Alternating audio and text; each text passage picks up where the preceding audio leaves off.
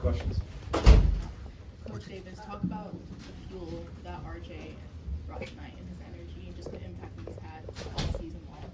I appreciate you saying all season. You know, it was great for him to play the way that he did on the national scene, but what he did tonight, I know he hadn't scored 42 points, but the type of performance that he had tonight, he's been having all season. And you know, he put the team on his back. It wasn't just his points. I thought he was great defensively, took care of the basketball, distributed, rebound, boxed out, and you know, we needed every bit of his 42 tonight. He was fantastic. I told him after the game that I've seen a number of performances here at Carolina and also in the NBA. Very few have I seen the type of performance that he had tonight, and I was really proud of him. Have you ever seen a box score where a guy has 40 plus and nobody else is in double figures? Yeah.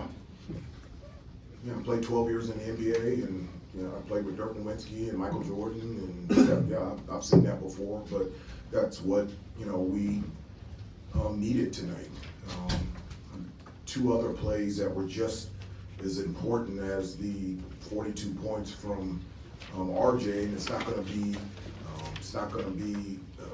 on Instagram. It's probably not going to be on the news, but the little, you know, I always talk about the discipline and the details, the little things that make big things happen. And you know, for Jay Witt to step up and make 2 free throws, for Jay Witt and Harrison to keep the ball alive on free throws in terms of offensive rebounds, those are the little things that we talk about on a daily basis that make big things happen. And so, obviously, and rightfully so, RJ should be celebrated for his 42, but just as important were those plays that Jay Witt and Harrison made down the stretch.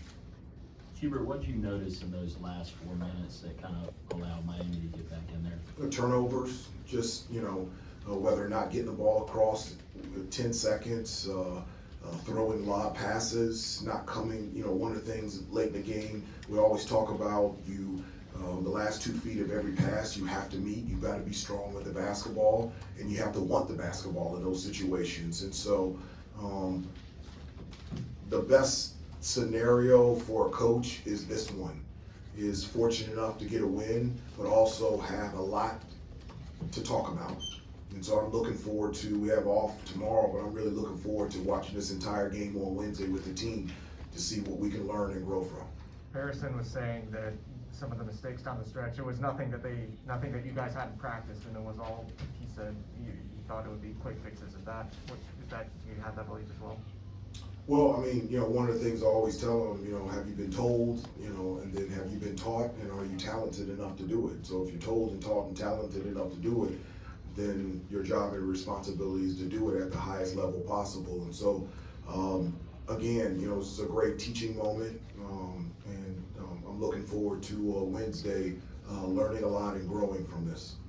Hubert, I know a couple weeks ago when we were in here, you know, we were kind of talking a little bit about, you know, ACC Player of the Year type stuff, RJ, giving RJ votes, you know, things like that. But I guess in the, you know, guards you've studied, you know, around the league, things like that, what do you think kind of differentiates and kind of separates RJ Davis?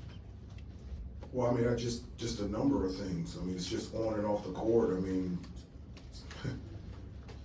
you know, when you're wanting to coach somebody, he's the example of what you want. I mean, it's just not on the court. He gets it done in the classroom. He gets it done in the community. He's a great teammate. He's the hardest worker. We had shoot around this morning. He was the last guy in the gym getting up shots. Comes to work every day, gives his best. His ability to be able to score off the bounce and also coming off screens.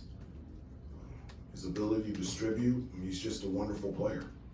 Hubert, to add, And his commitment to stay here. I mean, he's, you know, with, you know, to be here 4 years, you know, in a time where there's so much change, you know, his commitment to this team, this program, and this community and this university is something that should be celebrated.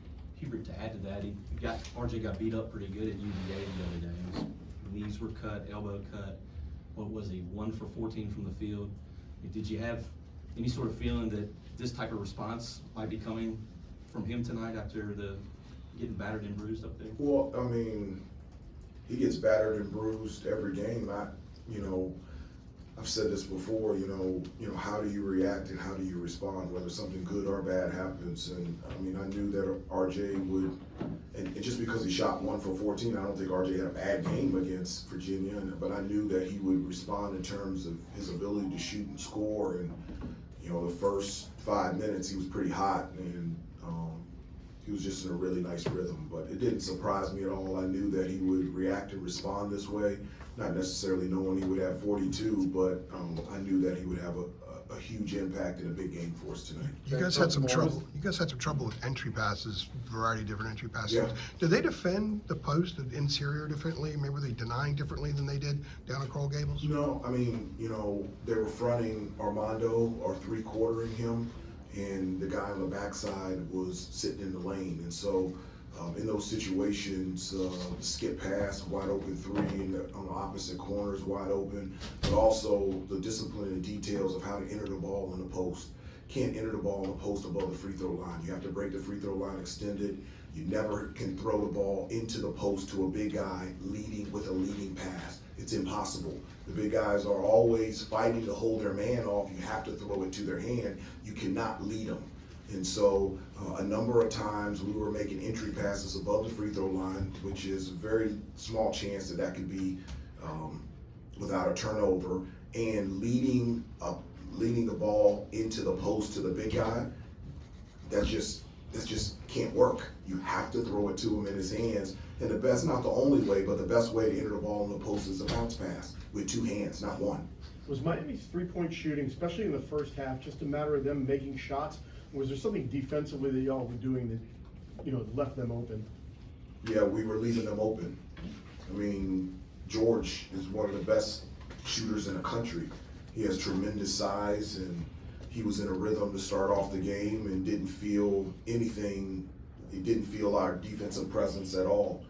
Omir, I don't know, that has to be the first time he made 4 threes in a game, but you know, it is what it is. He's a great player, and you know, after hitting 2, we've got to respond, and they were able to make some threes. And so they're a really good basketball team. Even though they were without 2 of their starters, they went to the Final Four last year, and they've got NBA players on their team, and they've got competitors, and we knew that it would be a tough game against them. You guys were off for a week, and then you played 2 games in 3 days, and now you're off for a few more days before Saturday against NC State. Do you feel like this was a good sort of simulation of tournament format for the coming months? I'm not really thinking about that. I'm just thinking about keeping our eyes straight ahead and focusing on what is real. And before this game, what was real was our preparation and our play against Miami. And now, after a day off, our focus and our concentration is on NC State this Saturday. Thank you, Coach. Thanks, Coach.